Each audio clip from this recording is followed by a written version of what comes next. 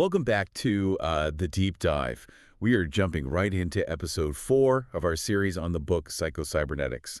And today we're dealing with a concept that sounds a little like science fiction, but it is pure psychology. Yeah, we're getting into some really interesting territory today. We really are. Yeah. So I want to start by asking you, and the listener actually, have you ever been hypnotized? Well, that's a bit of a trick question, isn't it? Right, yeah. Because if we go by the definition we're exploring today, the answer is yes. I mean, we are literally all hypnotized. Okay, let's clear the air on that real quick. We aren't talking about, a guy in a tuxedo swinging a pocket watch or... Making you cluck like a chicken. Exactly. Forget the Hollywood stage acts. Right. In a psychological sense, hypnosis is simply the uncritical acceptance of an idea. So if you accept an idea from a parent, a teacher, or even just a TV ad... And you just believe it implicitly. Yes. If you believe it implicitly, it has the exact same power over your nervous system as a hypnotist's actual command. Which brings us to the cursed patient story.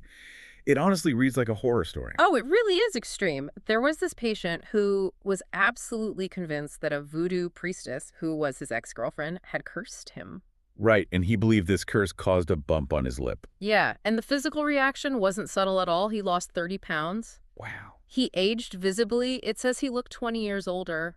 He was literally just withering away because his body was reacting to the curse as if it were a biological reality. But the twist is that there was no curse. No. The surgeon examined him and realized the bump was literally just scar tissue from an old injury. So he surgically removed it. But the surgery alone didn't cure him, right? Right. It was seeing the scar tissue that did it. Once the patient held the physical proof that it wasn't a curse, the hypnotic spell basically broke. He regained his weight and his vitality almost instantly. Exactly. That is the scary part. The belief physically deteriorated him.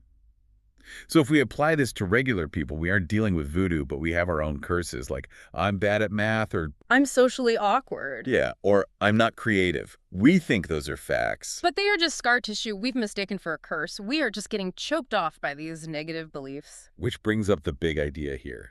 Dehypnotization. Oh. And I love the stage strongman analogy for this. Oh, yeah. That's a great one. When a hypnotist tells a scrawny guy, you are the strongest man in the world, and the guy suddenly lifts a massive weight, what is actually happening physically? Well, the hypnotist didn't add any muscle or energy to the man. The strength was there the entire time. All the hypnotist did was remove the inhibition.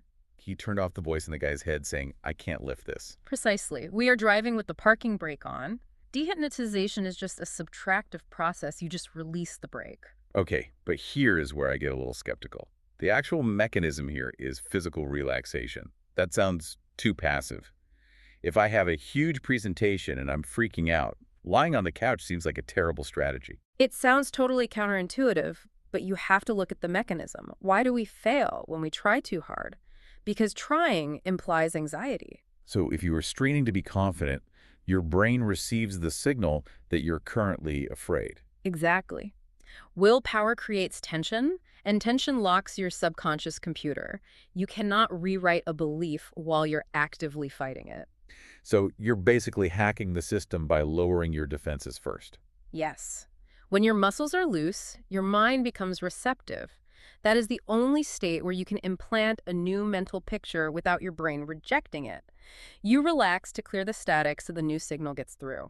That makes total sense. It's about access. Now, there is one other major source of hypnosis we need to touch on before we wrap up, and that's looking at other people. Oh, absolutely. We hypnotize ourselves into feeling inferior by comparing our behind the scenes with everyone else's highlight reel. Right. And inner security comes from realizing you aren't in competition with anyone. Because there is nobody else like you. You can't be a better version of someone else. You can only be you. When you stop competing, you stop judging yourself against a standard that doesn't apply to you. That is the ultimate dehypnotization. I think we should anchor this with a standout quote from the author. It really sums up the potential here. It really does. He writes, "Within you right now is the power to do things you never dreamed possible. This power becomes available to you as soon as you can change your beliefs." Within you right now, not after you take a course. Right now. It's just waiting for you to take the break off. So here is the thought I want to leave you with today. We all have a bump on the lip. Something we think is a curse, but is actually just scar tissue. What is the one thing you've convinced yourself you cannot do simply because someone told you that years ago? Might be time to relax, trust your own built-in power, and check if that curse is real. Well said. Thanks for joining us, and make sure to like and subscribe to get notified about the next episode in our series.